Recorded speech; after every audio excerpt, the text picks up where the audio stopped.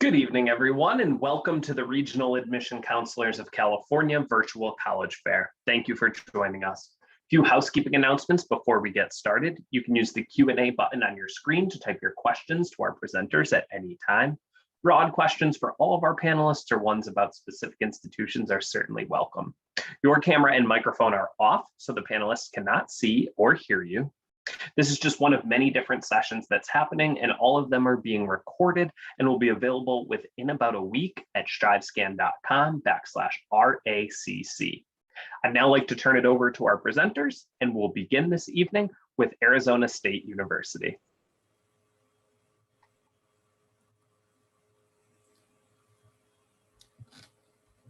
Hi, everyone. My name is Sung An. I am one of the admissions counselors in the state of California for Arizona State University. I'm based in Los Angeles. My colleague Claire Joy is also with us tonight. So welcome, future Sun Devils. Arizona State University is a comprehensive public research university located in the Phoenix metropolitan area. We have 4 campuses in the Phoenix area, ranging from the historic Tempe campus, as well as our downtown Phoenix campus, which has our nursing and Sandra Day O'Connor School of Law. We also have the West Campus in Glendale with majors such as forensic science and programs from the Thunderbird School of Global Management. And we also have the Polytechnic campus in Mesa, built on a former Air Force base. We have professional flight programs here, as well as several STEM programs. So between all 4 campuses, we have over 70,000 students, but we are able to make the campus feel as big or as small as you would like it to be. Being in the Phoenix area, 5th largest city in the US, largest state capital, it lends itself to amazing networking opportunities. All of Arizona's Fortune 500 companies are located within 20 to 30 minutes of our campuses. Also being in the state capital, internships for students looking at criminology or local government, you're certainly going to be able to find it there. We even have if you're interested in covering all of that, we have our Walter Cronkite School of Journalism at our downtown Phoenix campus with a live news stage. So starting from Arizona, you'll be able to launch yourself into amazing career opportunities. But at ASU, we pride ourselves on community. As I mentioned, we are able to make a large school seem small and provide that personalized feeling. We have over 10% of our students come from the state of California. We have all 50 states represented, over 136 different countries in our student body, over 1,000 different clubs, intramurals, and we are a Pac-12 university. So Division I athletics, lots of opportunities for students to gather, get together, be able to really bond as being part of the Sun Devil family. Students are housed according to their major. So depending on what you're studying, you'll be able to live in a dorm and you'll have instant study buddies with you to go to class with, close to where you'll be taking classes. With our residential college model, it's a great way for students to get off to the right start. At ASU, the only time we talk about impaction is the impact you get to make after you graduate in 4 years or sooner if you're coming in with AP or IB scores or dual enrollment credits. But while you're at ASU, we want students to make a difference in their community and beyond. One program I like to highlight is our Next Generation Service Corps. Think of it as ROTC for students who want to give back to their local communities. You're completing 3 internships, public, private, nonprofit in a 4-year leadership track. And there's a very attractive scholarship package there for students who participate in Next Generation Service Corps. We have lots of opportunities for mentorship, Venture Devils for students who want to see their ideas come into flight, as well as the E&I Fellows for our engineering students. We have the largest engineering program in the country, if I haven't mentioned that already. Admissions criteria for ASU, it's fairly straightforward.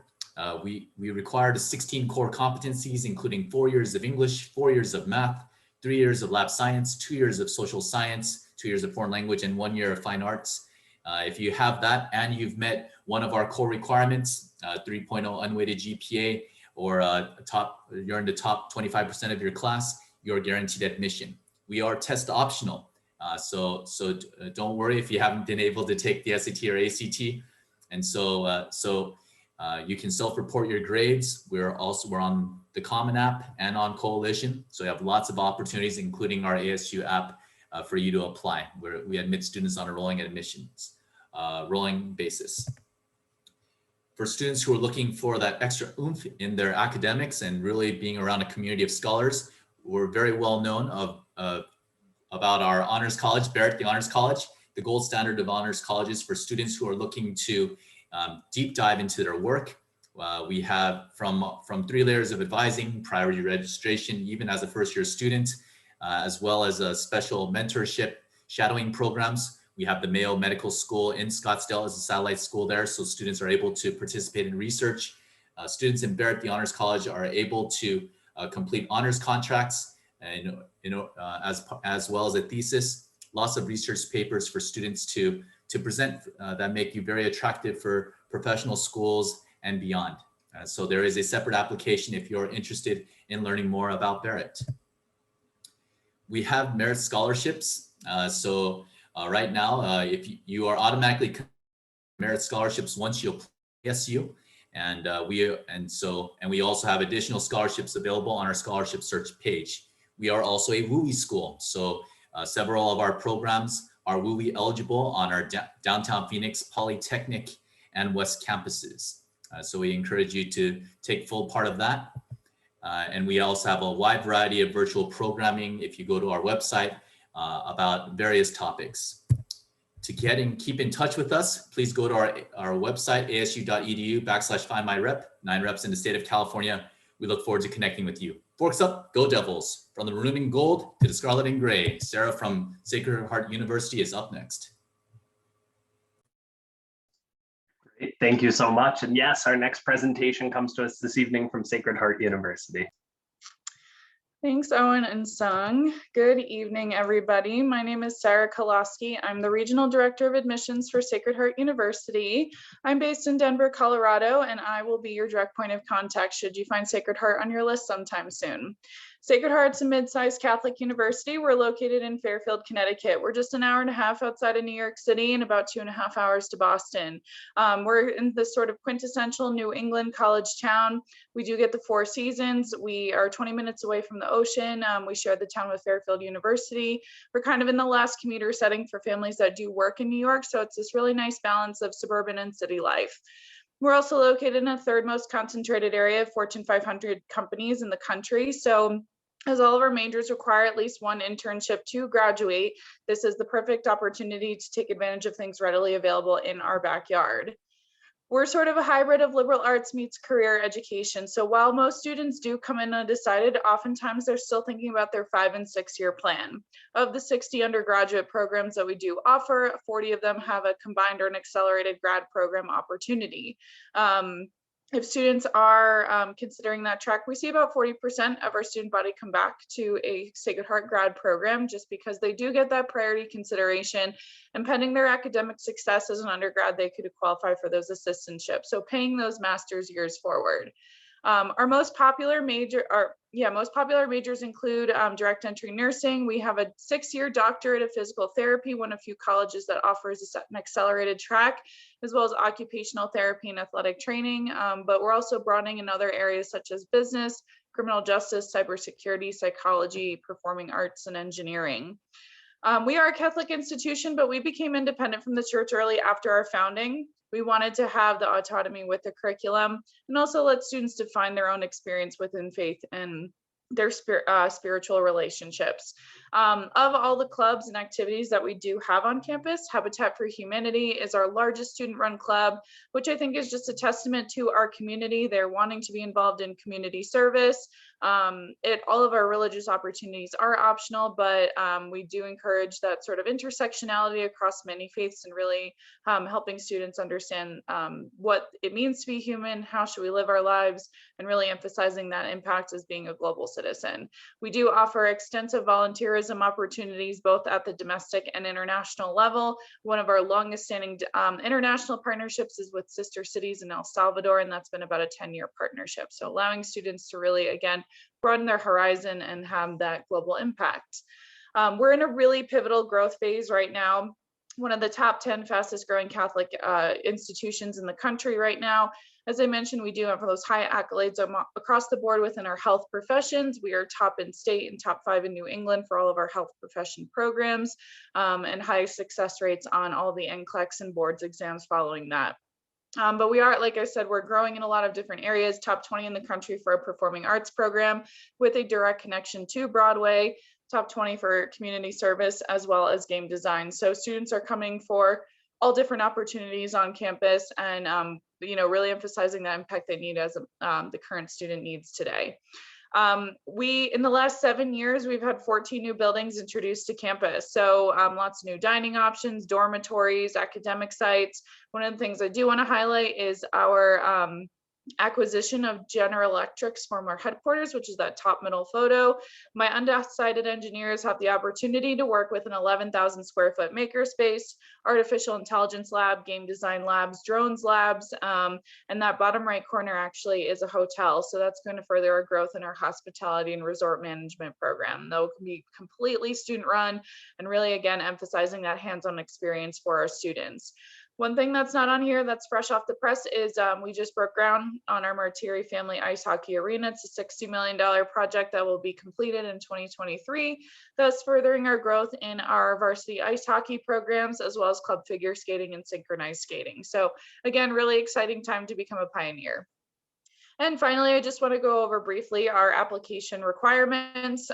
Students who do apply are very self-selecting. They find some semblance of fit, whether it's through an academic program, location, athletic program, things like that. We are on the common application. It's pretty straightforward. We just ask for a high school transcript and a letter of recommendation.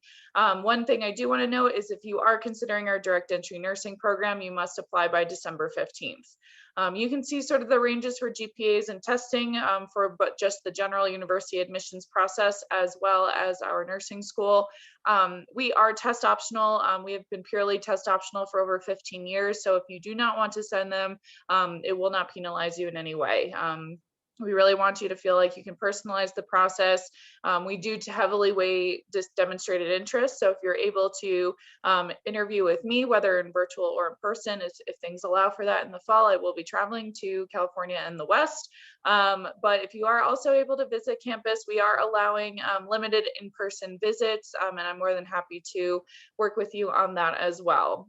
All students are automatically considered for merit-based aid. It is need blind, and then students will follow through with the financial aid process if they were to fill out the FAFSA and the CSS profile. 93% of our students do receive some type of financial aid. So we do try to meet you with that competitive in-state pricing, but I'm happy to answer any questions about that moving forward. But that's my time. Thank you so much for attending tonight, and I look forward to working with you. Great. Thank you so much, Sarah. Our next presentation comes to us from Hillsdale College. Hey everybody, my name is Alexander, and I'm going to get my screen going here. Just give me 1 minute.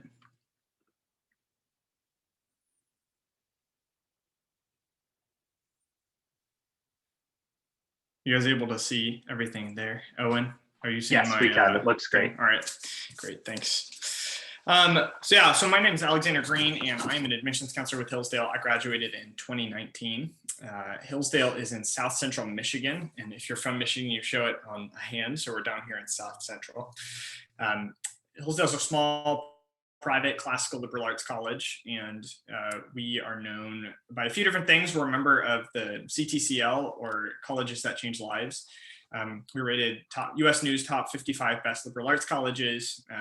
And then Forbes actually recently awarded Hillsdale an A+ in financial health. So we're doing quite well. We have about 1,450 students, and we have students from all 50 states and 14 countries. And then more than 70% of those students are from out of state. We were founded back in 1844, and Hillsdale was the first college in the country that was founded with a charter that prohibited the discrimination of students based on sex, race, creed, or country of origin. So that's really important to what we do now. And to stay true to that history today, Hillsdale is an entirely independent college financially, and we accept no government funding. And I'll talk about financial aid a little bit later. We're also a Christian school, which means we're part of that, but we also are non-sectarian, which means that we are not part of any denomination or church. We don't have a statement of faith, but we do have something called an honor code, and I'll talk about that also a little bit later. So as a classical liberal arts college, Hillsdale wants its students to be creative and flexible problem solvers who can make an argument for what they think and what they believe. And we do this through reading and writing and research and through rhetoric. So to do this, Hillsdale students complete a core curriculum, which is a set of required classes for roughly about a third of your time at Hillsdale.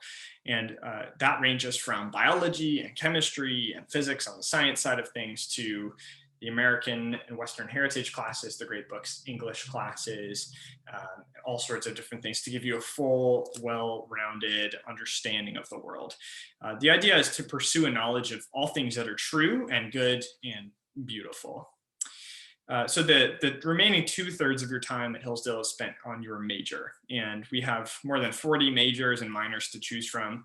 The most popular ones include English, history, biology, politics, and financial management. There's some other ones like economics, and those are kind of the top ones.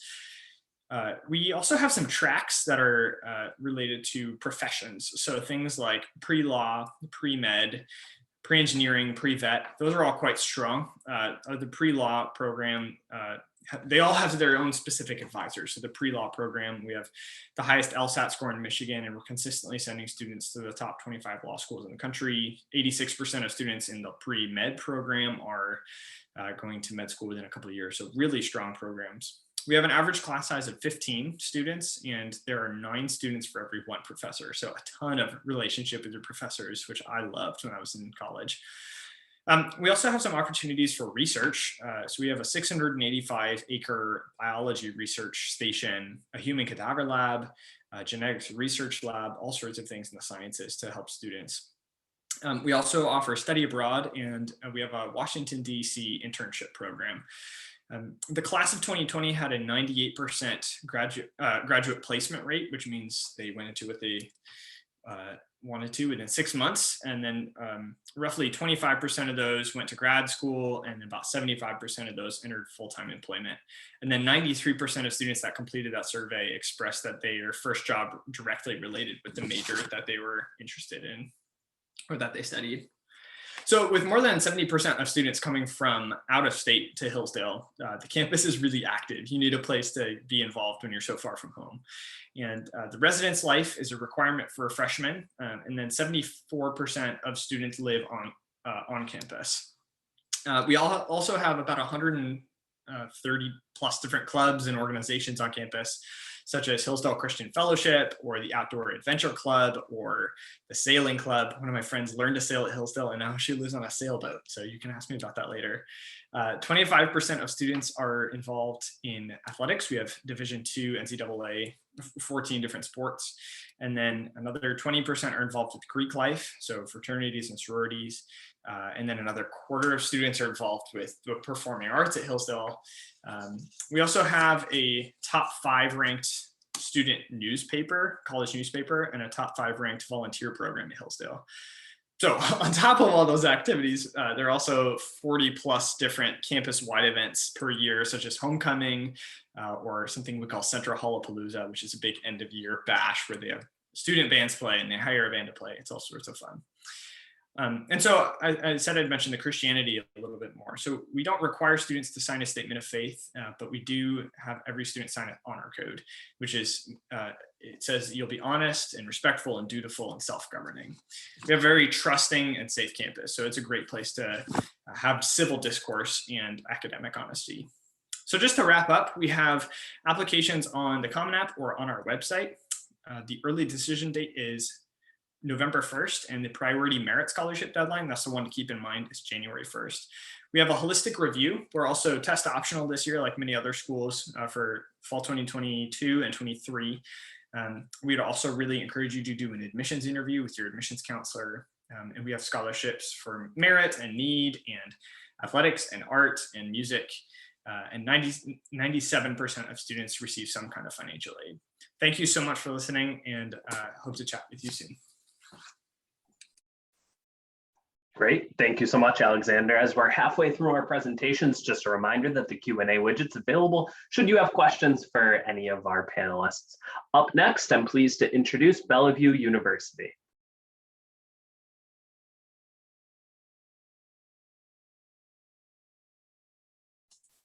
Sorry about that. Let me see.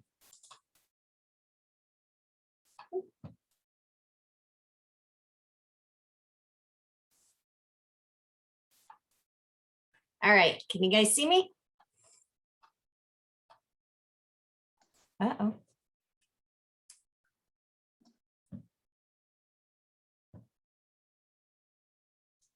Owen, can you tell me if you can see my screen? I can see your video, and yes, now we see the PowerPoint. Okay, great. Oh, that's weird. Okay. In the Not PowerPoint. presenting. Correct. There we go. Now we go. Yep. Okay, great. Hi, my name is Stacy. I'm with Bellevue University, which is in Bellevue, Nebraska. We were established in 1966 by a retired Marine who recognized the need for flexibility in education. When the internet came up, we were one of the first to embrace the new technology and have been offering degrees that students can earn completely online since 1996.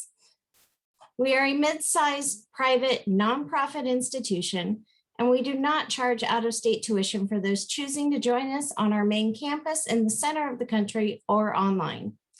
We have partnerships with community colleges across the country where our representatives help students maximize the units they transfer in.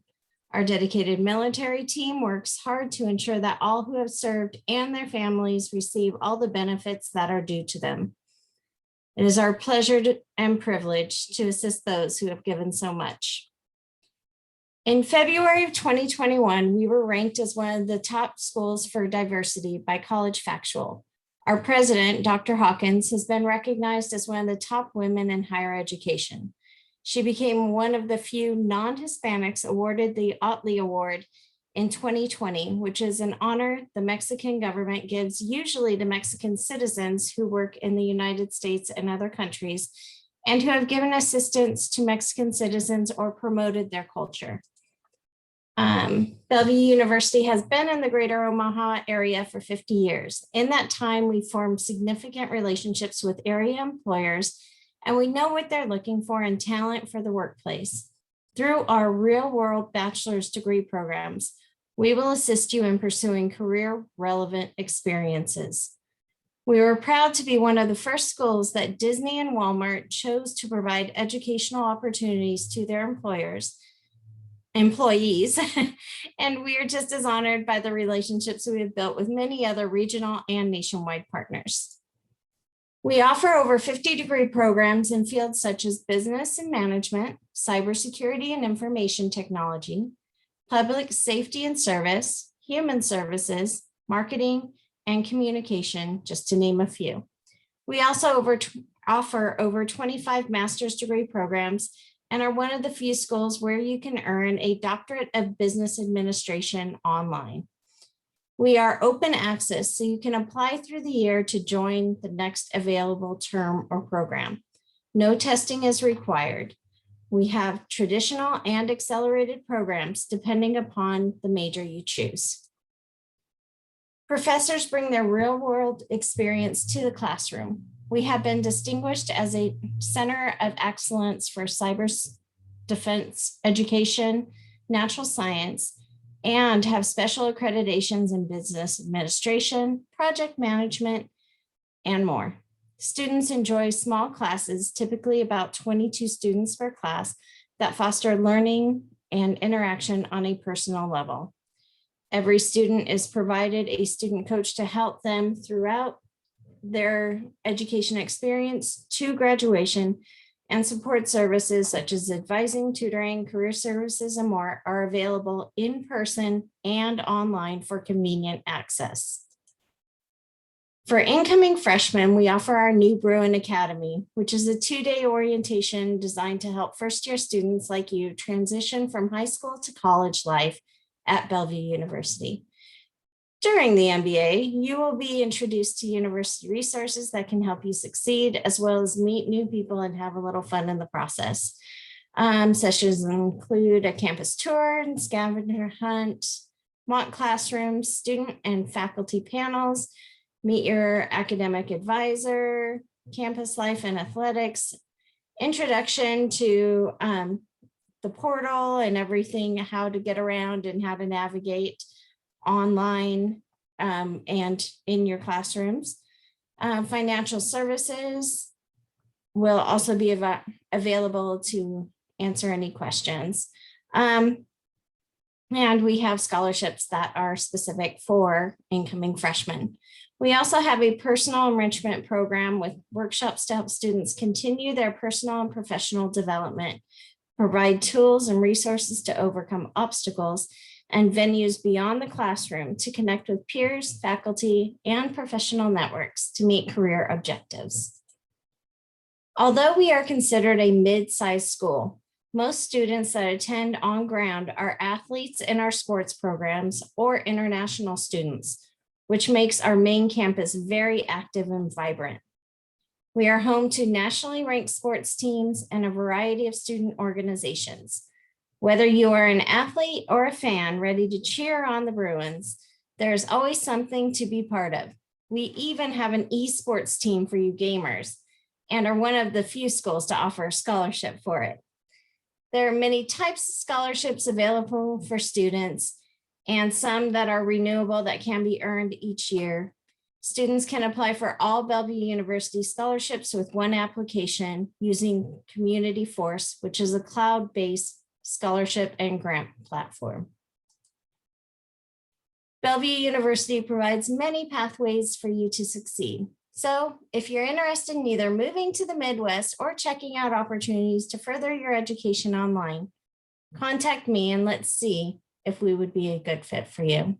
And now I'll turn it back over to Owen. Great, thank you, Stacy. Our next presentation this evening comes to us from St. John's College.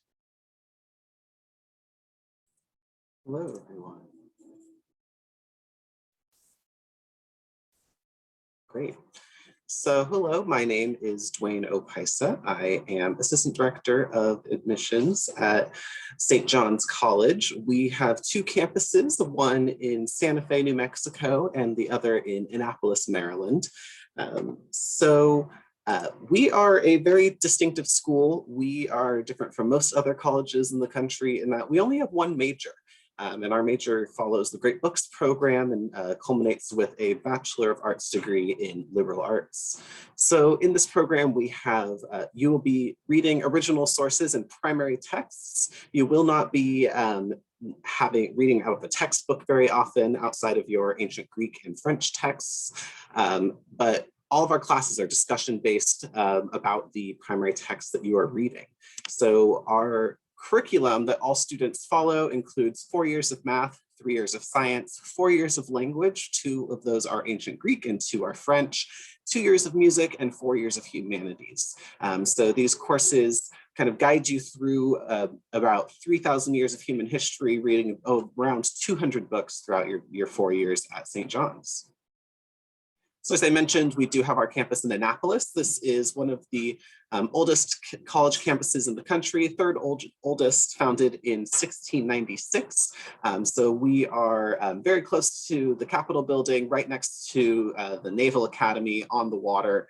So it's a great place to be an old historic community in downtown Annapolis.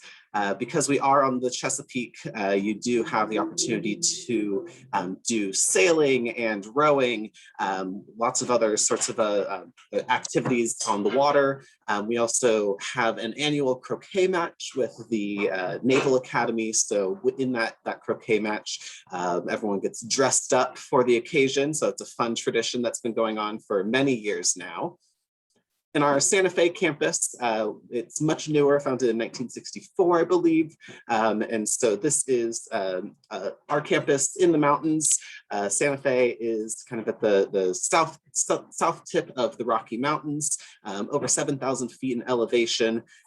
Here it's a really artsy city, lots of things to do in the community. We're about maybe 10 minutes from downtown Santa Fe, and a whole row of galleries on the way to the plaza.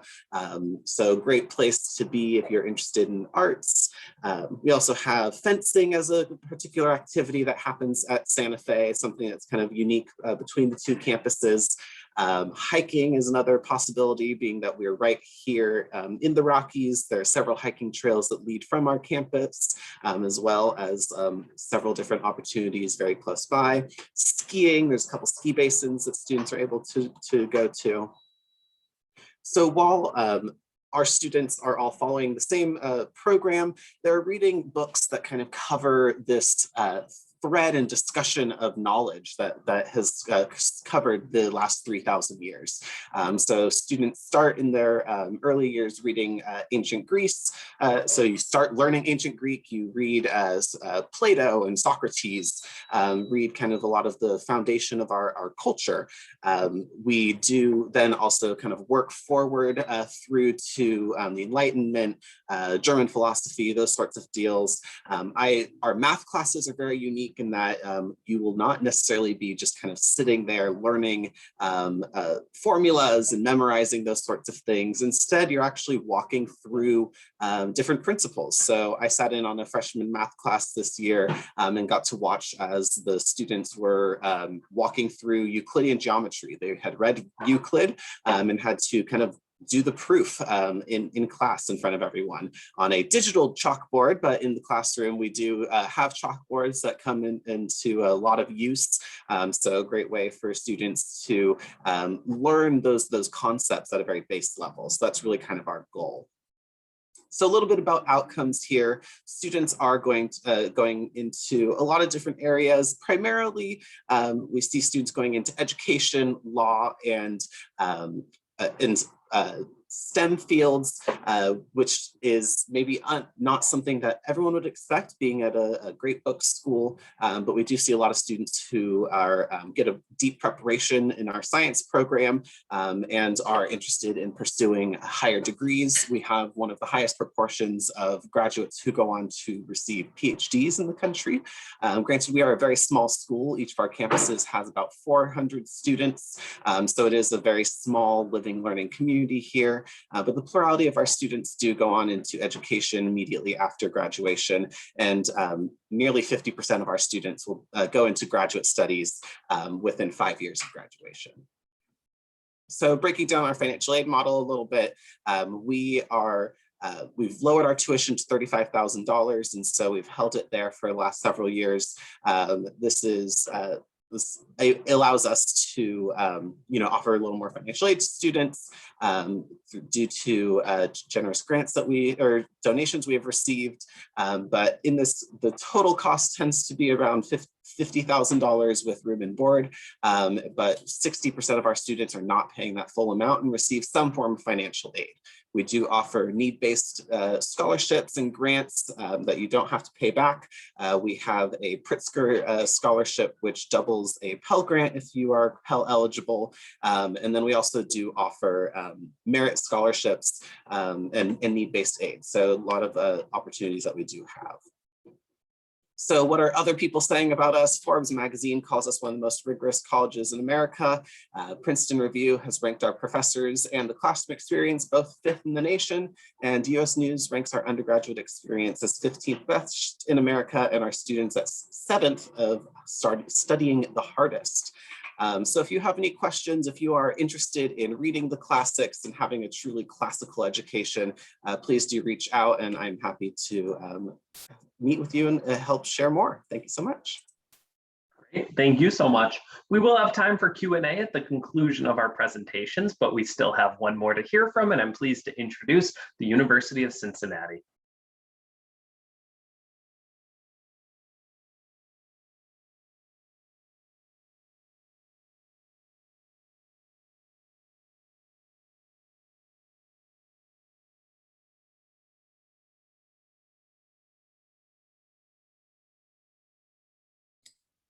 Sorry, having some issues there. So yeah, good evening, everyone. My name is Cameron Newton. I am with the University of Cincinnati. I'm actually regional based in Dallas, Texas, but of course I do work with students from California and the West Coast of the US. So just to get started a little bit, University of Cincinnati, we are located in Cincinnati, Ohio. We are an urban research university. We're about 1.5 miles from downtown. So as you can see, even though we are an urban university, we're also very distinct. You have that traditional campus feel and atmosphere if you're looking for that experience for college. We are a large university. We're about 47,000 total students. That is across all of our campuses. We have 2 regional campuses that are kind of like community colleges, but they're under the university system. So they're for more open access and for transferring into the main university. And then we also have a medical campus, which is right catty corner from the main campus. On that medical campus, there are going to be 3 hospitals with another 6 hospitals within walking distance. So that'll have our College of Nursing, Medicine, Pharmacy, Allied Health, a very comprehensive health sciences center there in Cincinnati. And that will also include one of the top children's hospitals in the country too. And so on the main campus, we're about 27,000 undergraduates as a population and about 38,000 total students at the Uptown campus. So again, pretty large, but despite that, a reasonable student to teacher ratio, about 70-1 in total. And so really the big thing about us is we're all about experience-based learning. We have a long history of experience-based learning. We want to make sure that our students are not only getting a great education, but also preparing for their future. So as a result of that, 100% of our students do participate in experience-based learning across all of our 350 majors and programs throughout the entire campus and the university system. And we're really proud of that. We're actually the first school in the world in 1906 to invent the cooperative education program. Basically, for us, that means that as you go through your degree program in certain majors, you'll actually be out of class first semester, working full-time, earning a salary at a company relevant to your major. So by the time you graduate, you'll have up to 1.5 years of full-time professional experience already completed, and you're very competitive in the marketplace if that's your pathway to go into the workforce. You'll see that required in our College of Engineering and Applied Sciences. That's where the co-op program started, but also in college design, architecture, art planning. So that'll have everything from architecture to industrial design and other programs like that, fashion design, information technology. Then it's optional in our business, nursing, College of Medicine, and some other majors too. So it's a very unique environment. Those co-ops can be done really anywhere. They're across 46 states and 30 countries. And typically we're doing a few thousand assignments per year. So it's a very active environment for the co-ops, not to mention your clinical experiences if you're in the health fields or anything like that. So it's something that we're very passionate about. We also do have a very comprehensive college conservatory of music. So typically, again, in a normal year, we're doing about 1,000 performances across the conservatory. That has 100 programs alone. That'll include everything from musical theater to different instruments, technical theater, electronic media, and production types program and film related programs. So really tons of choices to have in Cincinnati.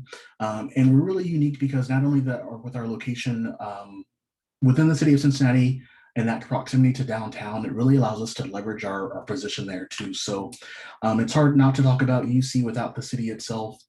City of Cincinnati is about 2.5 million people in the metro area. We're about over 400 Fortune 500 companies that are located in the Cincinnati area with 6 that are headquartered. So you talked about doing those internships in those co-ops. You can do quite a few in Cincinnati, or of course you can branch out globally too. Tons of things to do on campus and off campus, from professional sports. We are Division I athletics and the American Athletic Conference. We had a great football season last year, so we're excited about that, to have another one this year, hopefully, and also basketball and everything like that. And we're about 25 minutes from the Cincinnati airport, so it's really easy to get around. Tons of things to do in the city. Over 500 student organizations on campus, but also tons of festivals and events that happen within the city. Really a lot of big city amenities without being too overly congested. So it's really nice position for our students. And we're also consistently recognized as a great spot for young professionals because of that access and also the affordable cost of living in the Cincinnati area. To kind of talk about some of the admissions process and scholarships, we are holistic, meaning that we do look at everything that you submit to our on your application. We're on the Common App. Our applications open August the 1st, and then our early action deadline is December the 1st. That's really important for scholarships and our competitive majors. There's no separate scholarship application. So you're automatically considered for all of those. You want to make sure that you're putting your best foot forward on your Common App. We are test optional for next year, for fall of 2022. That does include scholarships. There are a couple of exceptions so far. If there's any updates, we'll definitely let students know. But for now, the direct entry nursing program, early childhood education, and the honors program does require a test score submission. Outside of our other 350 programs, they do not require a test score, and our scholarships do not require a test score. So you'll see the listing of the scholarships that you're considered for automatically. And then we of course have a range of scholarships that you can apply for or are considered for separate from that. And then you'll see the most are competitive majors. Our tuition, we are quite affordable, just about $42,000 total cost of attendance at UC. But then with those scholarships and different programs, it does bring it down quite a bit. And those co-ops, on average, our students earn just over $10,000 per semester, and they're doing up to the 5 semesters in their co-op program. So that certainly helps with the affordability too. So that's mainly what I wanted to touch on, and hopefully that I'll put my information in the chat. And then we can, if you have any questions, definitely let me know. Great. Thank you so much, Cameron. And thank you to all of our presenters for sharing your institutions with us. We'll bring everyone back as we do have a few moments remaining in the webinar and time for kind of a quick hit Q&A. I think one thing that many times students are curious about when they're visiting various campuses is what an event or tradition, some sort of signature part of your institution is that students really look forward to when they're enrolled at your college or university. And we can go in the same order as our initial presentations. So Sung, if you wouldn't mind leading us off. Certainly. So next to our campus is a small butte, hidden butte, otherwise known as a mountain. During homecoming, before homecoming, we have something called the Lantern Walk. It's a century-old tradition where our students and alumni, they carry lanterns to the top of a mountain the night before our homecoming event. And so it's a great time to hear speakers and to enjoy community, Sun Devil Pride, things like that. And we're also home to the oldest rivalry trophy, the Territorial Cup, which has been around, I believe, over 112 years. So it's between us and our friends down south in Tucson. We won it 4 years in a row. Yeah, so actually this is one that has come up this past spring semester, just in the nature of things happening with COVID. We were live on campus for both semesters, and to kind of allow for a little bit of a reprieve, we actually froze our complete open courtyard and made an ice hockey or an ice rink, so students could sign up, have a nice socially distanced activity to enjoy, and just kind of give a little boost in morale. So that was one thing that I really enjoyed seeing as an event on campus this year. That sounds really fun. I actually went ice skating today, so I love that. So yeah, Hillsdale has, you mentioned homecoming song, and that is a huge aspect of Hillsdale in the fall. At the end of the week of homecoming spirit events, we have something that we call mock rock, and it's where all the dorms and some athletic teams and fraternities and sororities each make different teams and then compete doing a coordinated dance to music that they cut together, and it's like 3 minutes long. And they get so elaborate. They're stunts, and these are not people that are trained in it. It's people kind of throwing each other around and dancing and stuff like that. And they compete for the glory and honor of having won homecoming. So one of the dorms, Simpson, has won it for the last 8 or 9 years, and they're very proud of that fact. But this last year, they were overthrown. So anyway, that's a blast. It's a great way to get involved the first couple of weeks as a freshman, especially.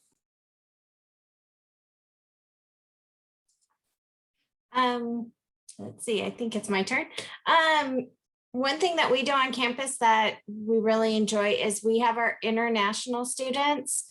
They plan out and have a week of their celebrating their culture and partner with our dining facility and create traditional meals. And so really students of all cultures get to enjoy those particular cultures for that week.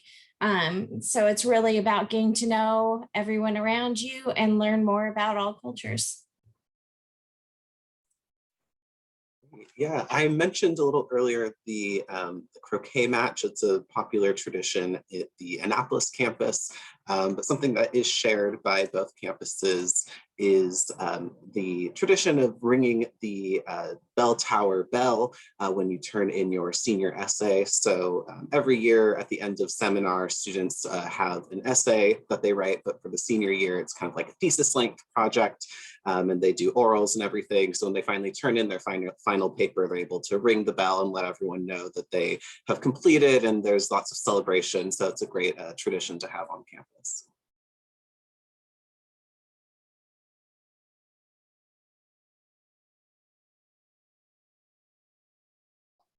Great, and it appears we may have lost our final presenter, which is fine as we are just out of time. So thank you so much to everyone for joining us.